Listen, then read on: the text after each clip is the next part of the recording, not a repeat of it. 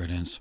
Father Mark signing on, continuing the series on the history of Catholicism in the United States, advancing in the 20th century into the decade of the 1910s, and which brings us to the start of the Mexican Revolution, the background of which, in 1853, 5 years after their humiliating defeat in the Mexican-American War, the leaders of Mexico backed a military dictatorship under Antonio de Santa Anna again to enforce their supremacy.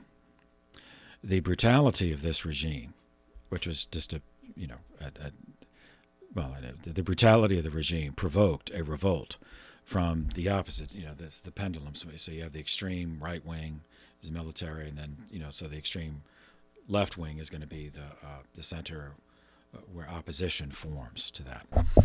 And it was led by, the opposition was led by a Zapotec Indian individual named Benito Juarez, spelled Juarez. He lived from 1806 to 1872, and he succeeded in taking over the government of Mexico in 1855.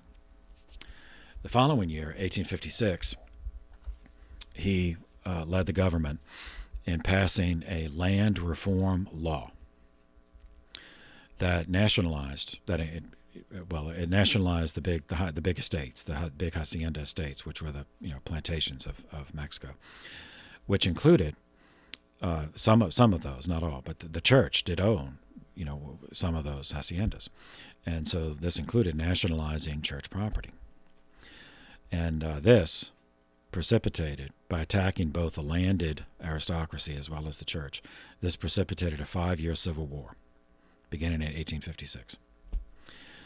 Juarez and the reformers, the liberals, as we say today, achieved victory in 1861, but at the cost of the material ruin of Mexico. Juarez attempted to repair the damage, rebuild his country, and one of the strategies he used ended up causing another problem. He repudiated the national debt.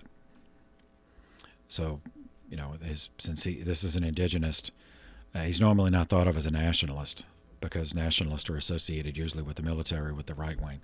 But Juarez did, he was certainly anti-colonial. So, to that extent, understood Mexico as a distinct entity, which had been, in his estimation, had been harmed by the involvement of other countries, specifically Western European countries, and the United States. I mean, there's been harmed by other countries, and much of that debt was foreign, to these foreign countries. Is why should we repay them? I mean, that they're one of the reasons we have this problem. So when he repudiated the national debt to other nations, owed to other nations, some of those other nations used that as an excuse for a military intervention to invade Mexico to collect the debt. And these were European countries that did this. So a Mexican victory over the French, the Battle of Puebla, on May 5th, 1862, is still celebrated annually as Cinco de Mayo, the 5th of May. Nevertheless, despite that victory, the foreign effort, the French and the Austrians, they succeeded for a time in placing an Austrian Habsburg on the throne of Mexico with the title of Emperor, so the Emperor of Mexico. And this was on April 10th, 1864. And he had the support of conservatives, this revived empire. So the pendulum. So back to the right wing, the military, and the landed aristocracy. This triggered this installment revival of the Habsburg Empire, a colonial, reducing Mexico back to a status of a colonial empire from the perspective of Juarez, and so this triggered another war another 3 years of slaughter that culminated in the pendulum going to the other side. So Juarez and the land reformers defeated and captured the Emperor Maximilian, and Juarez just said, okay, enough is enough. So he had Maximilian executed on June 19th, 1867, along with some Mexican generals who had been loyal to Maximilian and to the Habsburgs. So Juarez is back in power. So here the liberals, the land reformers, enjoy their ascendancy over Mexico for another 9 years until it happened again. So the pendulum goes in. So here the military carries out another coup d'etat in 1876, led by a general named Porfirio Diaz, D-I-A-Z. He lived from 1830 to 1915. From his takeover in 1876, for the next 34 years, Diaz ruled Mexico as a dictator, as a military dictatorship, favoring the upper class, the landed aristocracy, and the church, and foreign investors getting money from other countries. So using this money, part of what he used this money for, of course, he enriched himself and his allies, but he also brought industrial development to Mexico. But the only way a military dictatorship is enforced, no matter what country at what time in history, is by force. So he employed death squads to eliminate civil rights, as well as to eliminate any agitation for civil rights. And so the close association in the Diaz period between the Catholic hierarchy with Diaz, for the sake of what they regarded as public order, solidified in the popular consciousness among many Mexicans. I mean, not 100%, it's never 100%, but in the minds of a significant percentage of the Mexican population. An entire generation of 34 years, I mean, it's over a generation of Mexicans that had grown up accepting as axiomatic that the Catholic hierarchy was on the side of the military in this case. When he was 80 in 1910, which is why I'm talking about this now, in 1910, Diaz was 80 years old, and he announced that he would allow an actual presidential election because he said Mexico is now ready for a democracy. He changed his mind when the election didn't go the way he thought it was going to go. So a popular liberal was growing in national recognition. His name was Francisco Madero, M-A-D-E-R-O. He lived from 1873 to 1913. So Diaz had Madero arrested, could not allow him to become the next president, because then since he was a liberal, he would undo. He would go back to the Juarez land reforms, breaking up the big estates. So, and that was the basis for the power of the aristocracy. So they had to stop that. So we had Madero arrested, just made up some charges, and then fraudulently asserted that Diaz had won total victory in the presidential election. Now Madero, as I said, was popular, so he had help. He was arrested, but he had help to escape. So he escaped Mexico, crossed the border to Texas, and on November 20th, 1910, he began a Mexican revolution by calling for the overthrow of Diaz. And the extent of Madero's popularity, or as well as the popularity of his cause of land reform, was such that Diaz had to flee the country on May 25th, 1911. So that caused a collapse of central control after over a generation. By this point, it's 36 years of a military dictatorship. And all those emotions of a whole country that had been suppressed and stifled, strangled by the death squads for all those years, then it explodes. And so Mexico is subjected to another bloodbath. As early as the spring of 1911, over 20,000 Mexican refugees crossed the Rio Grande River into San Antonio, San Antonio's, but they crossed into Texas and they, focused on, they started arriving in San Antonio. This would grow to 1.5 million refugees within 5 years, while the fighting in Mexico was still going on. Madero was captured by reactionary forces, as he would have called it, the military, conservatives, whatever you want to call them, led by a general, by a conservative, by a general named Victoriano Huerta, Huerta. And Madero was murdered, just straight up murdered by the military on February 18th, 1913. Huerta then took the job of president of Mexico for himself, but still just governing in the name of the military. But he was denounced as a criminal, as a war criminal, by the 28th American president, Woodrow Wilson. Wilson served as president from 1913 to 1921. So Wilson imposed an arms embargo, or sanctions, as we'd say today, on the Huerta regime of Mexico. And this wrecked the economy of Mexico, which was already because of all the fighting, had already been harmed. But this completely doomed any chance so this doomed Huerta. He could not rebuild the economy. And as a result of that, he faced revolts, uprisings in the South, led by an agrarian populist, another land reformer, named Emiliano Zapata, Zapata. And that uprising in the South was mirrored in the north of Mexico by an alliance of two. One of the guys was a governor of, I think it's pronounced Coahuila. I'm sorry if I'm mispronouncing it. I'll just spell it. So it's a state, a Mexican state. Coahuila. Coahuila. I'm sorry. But anyway, that's how you spell it.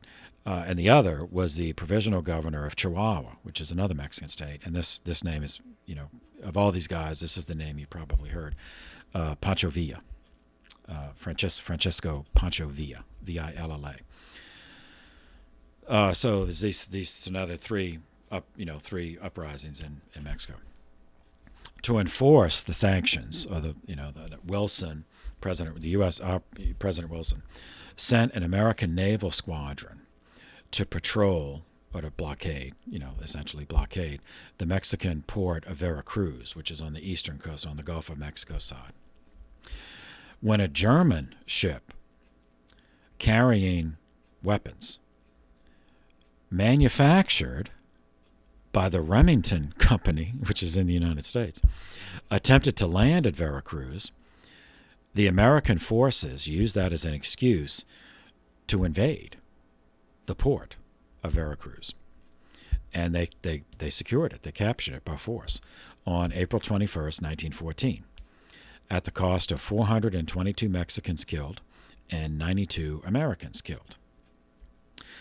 The American military made no other contribution to the actual fighting in the moment, but President Huerta sustained a series of military defeats, failing to overcome the other three indigenous uprisings, and that forced his resignation on July 15th, 1914, 3 months after the American occupation of Veracruz.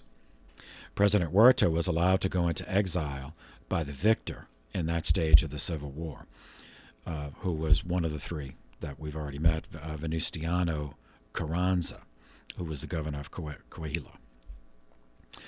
Carranza was given official recognition by the U.S. government as the president of Mexico on July 15th, 1914, the same day that Huerta resigned. Carranza then had to cope with an erstwhile ally, Zapata, who was in the South, the agrarian populist, who was roaming the countryside, committing, what Carranza characterized as atrocities, only because he was now in power. So, that's it. Until Zapata was assassinated on April 10th, 1919. And Carranza also had to deal with another of his erstwhile allies, Pancho Villa, until Pancho Villa was assassinated on July 20th, 1923. So as a result of all of this, during this conflict, so Carranza got recognition in 1914. Under his leadership, Mexico promulgated a new constitution in 1917. The Mexican Constitution of 1917 was not entirely what Carranza wanted.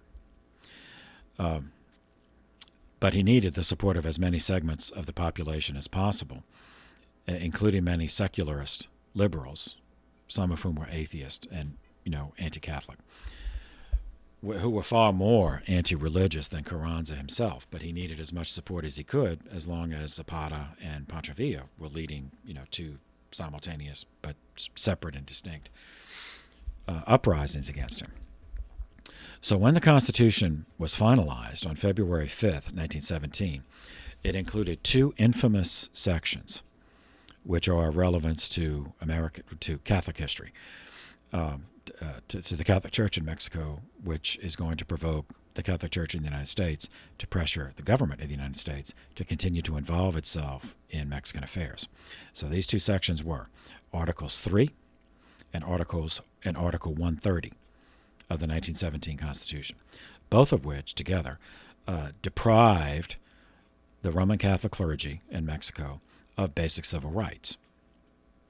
It also provided for nationalization or theft, government theft of property, in this case confiscation of church property. It outlawed monastic life, eliminated church control of education in Mexico, and forbade the wearing of religious garb in public or the celebration of religious ceremonies in public, meaning outside of a church building. Forbade the celebration, so no public processions or anything, outside of a church building. Now, such provisions against the Catholic Church were far more radical than Mexico as a whole was prepared to accept. There were communists, Mexican communists, who were atheists, and of course but Mexico as a whole was not ready to go that far. Even those who did want to attenuate, thought that the church was too political, too entwined with the military and the aristocracy, but didn't necessarily want to go that far. So this ensured, these two articles of the Constitution, which were written to placate the communists in Mexico, ensured that Mexico would not have the one thing it needed most, domestic peace. The Mexican president, Carranza, was assassinated on May 21st, 1920, and Mexico was plunged once again into another round of limitless slaughter. 100,000 died. And then is going to have another whole war, the Casteros War, which lasted from 1926 to 1929, but we'll get to that in due course. So I'm talking about this at the beginning of the decade. So the Catholic diocese in the southern part of the country, the San Antonio, Santa Fe, that they would receive many of these refugees, and they would relay and publicize the atrocities that were being committed by the communists in Mexico against the Catholics in Mexico. And so they would pressure the United States to intervene. So we'll see what happens.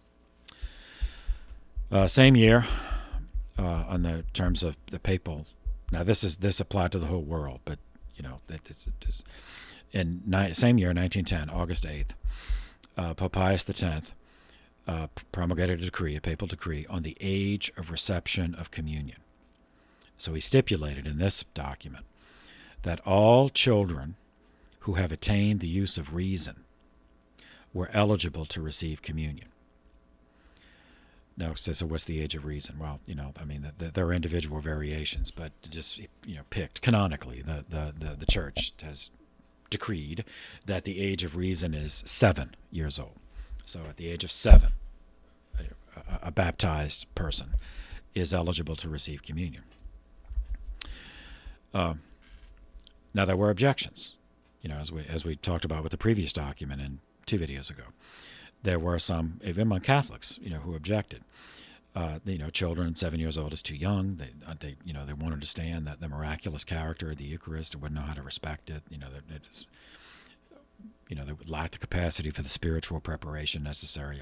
So to respond, he pointed to the practice of Christian antiquity, in which infants, receive baptism, First Communion, and confirmation in the same ceremony, shortly after birth.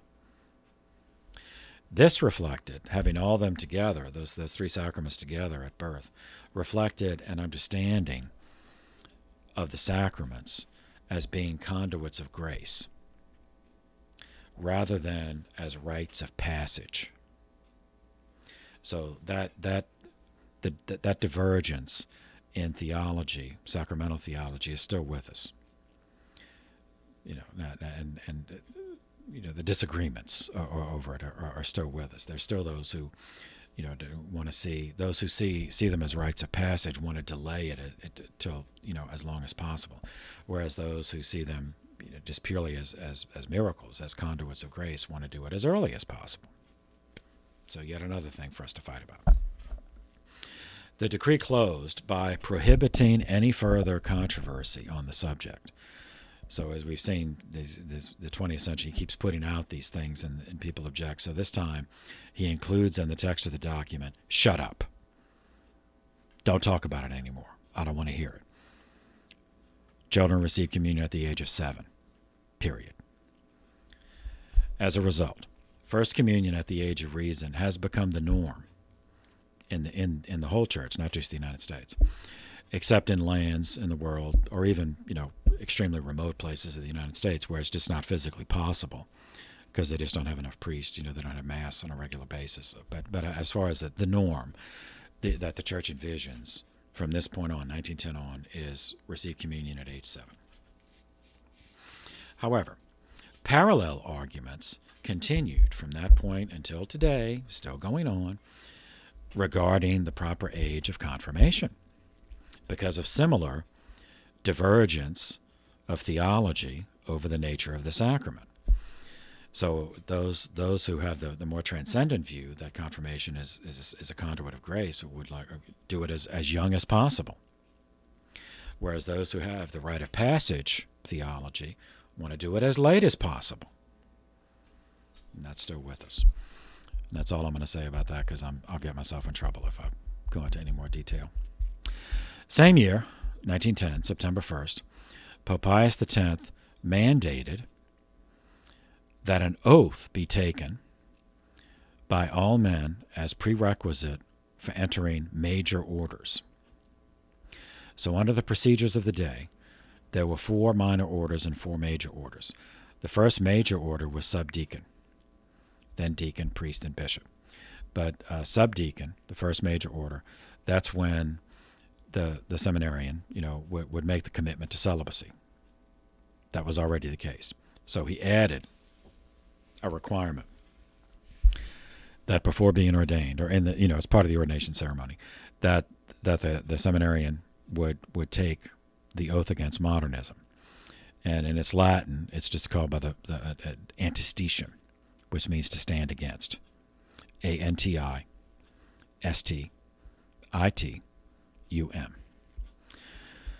And this was a motu proprio titled antistitium. And it remained.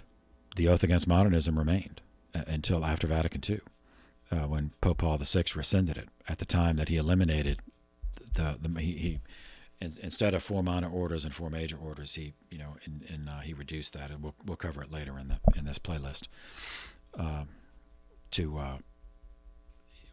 Anyway, we'll get to it later in the playlist. Following year, 1911, October 10th, takes us to the Far East, Asia, China, and a revolution in China.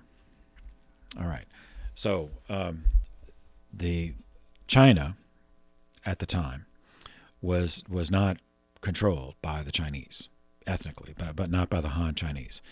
It had been conquered centuries earlier by the Manchu, who created their own dynasty. The Manchu are from Manchuria, which is Manchuria is to the north of China. So even though it shares a border, it's a completely different ethnic group, different religion, different culture, different history from the Han Chinese. And the Manchu running China were open to Western encroachments, Western nations, France, Germany, England, United States, into China, because the Manchu were not Chinese, so that they didn't have that,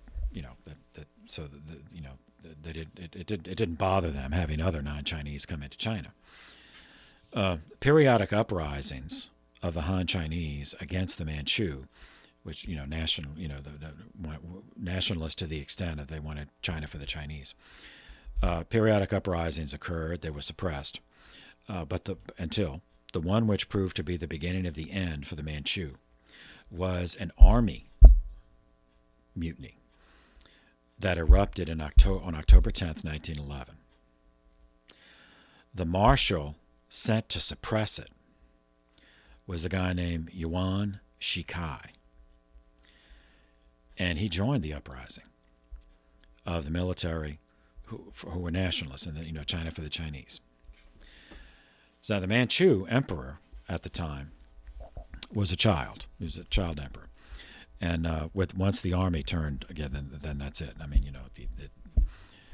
you can't maintain an empire without a loyal army. So the child emperor abdicated on February 12th, 1912, and that was it. That date is the end of the Manchu dynasty, and it was replaced by a Western style construct, the Republic of China.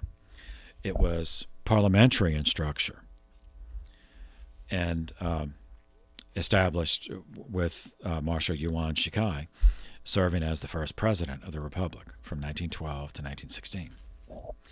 Well, within that time frame, in 1913, President now Yuan Shikai had a rival who had been an ally, fellow military, fellow nationalist, but now a rival for control of the new republic. So Yuan Shikai seized the initiative, had this guy assassinated. That assassination triggered a civil war that turned China into another period of warlords. So here now the military is divided.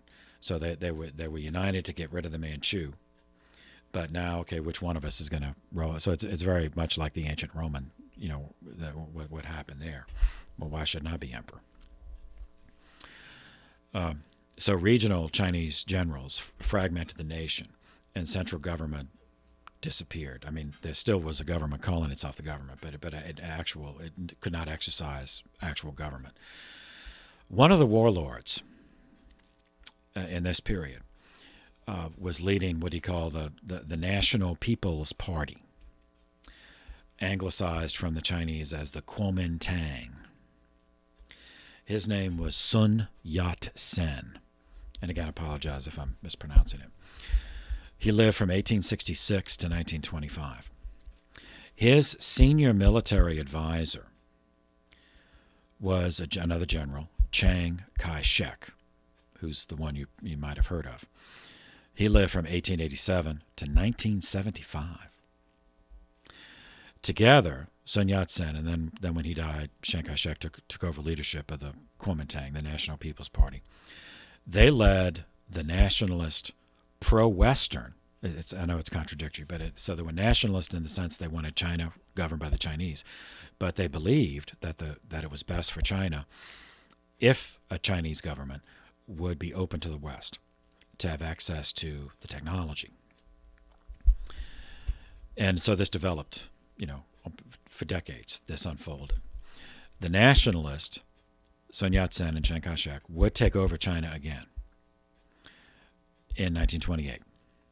And they would stay in control until 1949, when another of the competitors, the Chinese Communist Party, which had been established in 1921 and taken over or joined by Mao Zedong in 1925, led an anti-Western but still indigenous Chinese uprising to create a Chinese government for the Chinese, but anti-Western.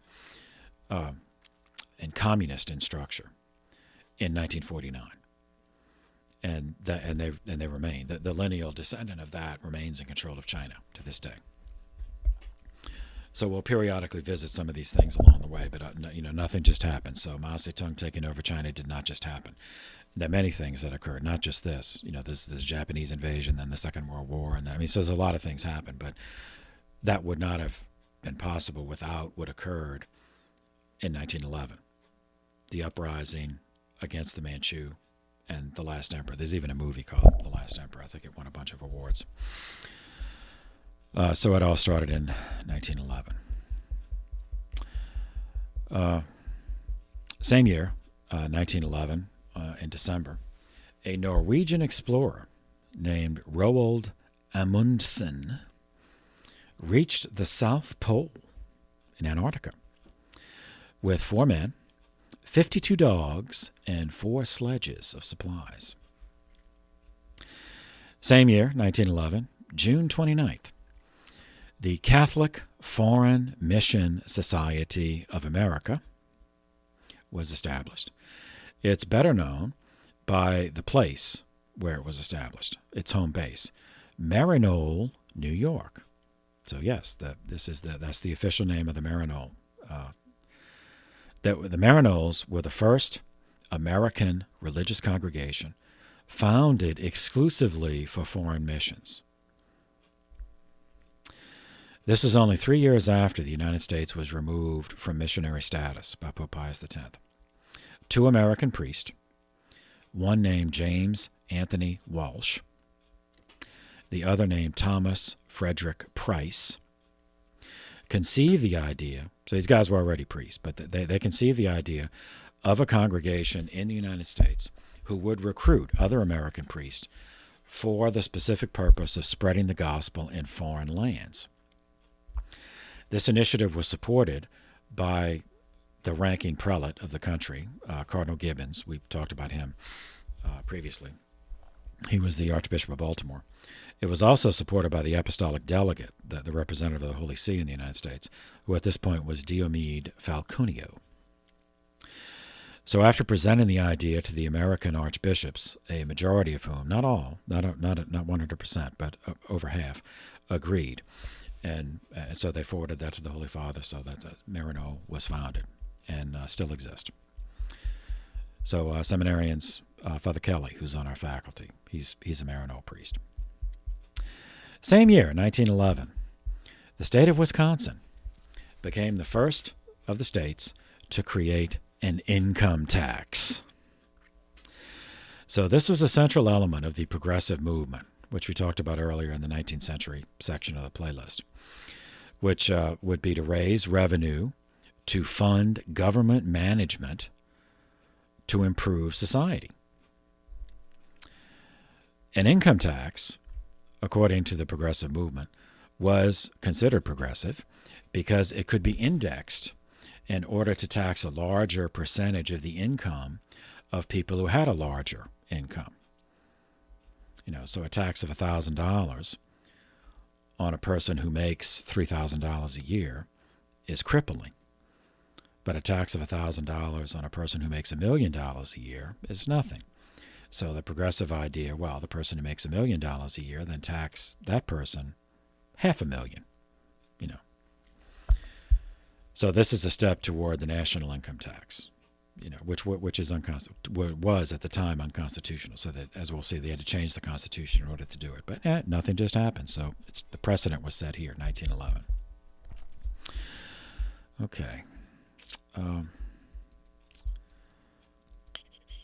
right, I'm gonna pause here because something else started in 1911, but it's anyway, you'll see why.